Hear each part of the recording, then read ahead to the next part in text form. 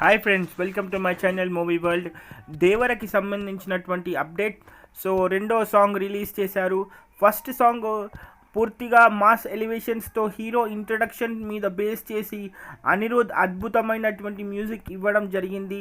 So Koritala Shiva దర్శకత్వంలో రాబోతున్నటువంటి ఈ చిత్రానికి ప్రస్తుతం ఈ సాంగ్ జాన్వీ కపూర్ తొలిసారిగా తెలుగు ఇండస్ట్రీలో హీరోయిన్గా రాబోతోంది. బాలీవుడ్లో శ్రీదేవికి ఎంత మార్కెట్ ఉందో మనందరికీ తెలుసు. అండ్ శ్రీదేవికి ఉన్న ఒకే ఒక్క కోరిక ఏంటంటే తెలుగు ఇండస్ట్రీలో తన కూతుర్ని హీరోయిన్గా చేయాలని. కానీ శ్రీదేవి గారు ప్రస్తుతానికి మన మధ్య లేరు. కానీ తన తల్లి కోరికను ఎలాగైనా పూర్తి చేయాలని తెలుగు ఇండస్ట్రీలో తొలిసారిగా అడుగు పెట్టబోతోంది. అండ్ అదే దేవర చిత్రంగా రాబోతోంది. సో రెండో సాంగ్ని రిలీజ్ చేశారు.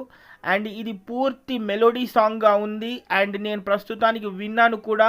ప్రస్తుతానికి ఒక గంటలోనే, అంటే రిలీజ్ అయిన ఒక గంటలోనే 5,000 మిలియన్ల వ్యూలను సంపాదించి ప్రస్తుతానికి యూట్యూబ్లో ట్రెండింగ్గా ఉంది ఈ సాంగ్ అని చెప్పుకోవచ్చు. అయితే ఫస్ట్ సాంగ్ వచ్చి ఎలివేషన్స్తో ఉండి ఎన్టీఆర్ గారి అభిమానులకి మాస్ ఎలివేషన్స్తో ఉన్నటువంటి దేవర టైటిల్ సాంగ్ అవ్వడంతో రెండో సాంగ్ని మాత్రం పూర్తిగా మెలోడీగా తీసుకొచ్చారు. అండ్ ఇది పూర్తి ట్రెండ్ సెట్టర్గా రాబోతోంది. అండ్ డ్యాన్స్ మూమెంట్స్ చూసేసరికి ఎన్టీఆర్ గారి గ్రేస్ తగ్గట్టుగా, ఎన్టీఆర్ గారి స్టైల్ తగ్గట్టుగా ఫస్ట్ సాంగ్ వచ్చేసరికి పూర్తిగా కేవలం ముఖ కవలికలతోనే ఆ సాంగ్ ఉంటుంది. ఎందుకంటే అది సిచ్యువేషన్ బేస్ సాంగ్ కాబట్టి, అది ఇంట్రడక్షన్ సీన్ కావచ్చు, లేకపోతే అది ఎలాంటి ఫస్ట్ సాంగ్ అనేది మనం థియేటర్స్లోనే చూడాలి.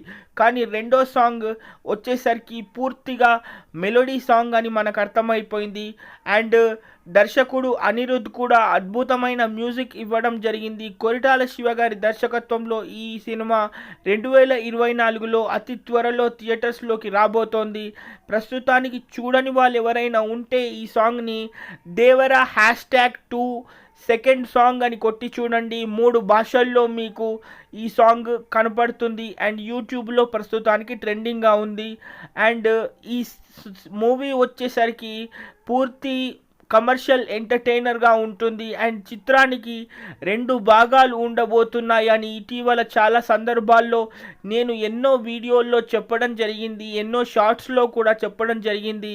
అయితే తొలి భాగానికి సంబంధించినటువంటి ఈ హైప్ మాత్రం అద్భుతంగా ఉందని చెప్పాలి.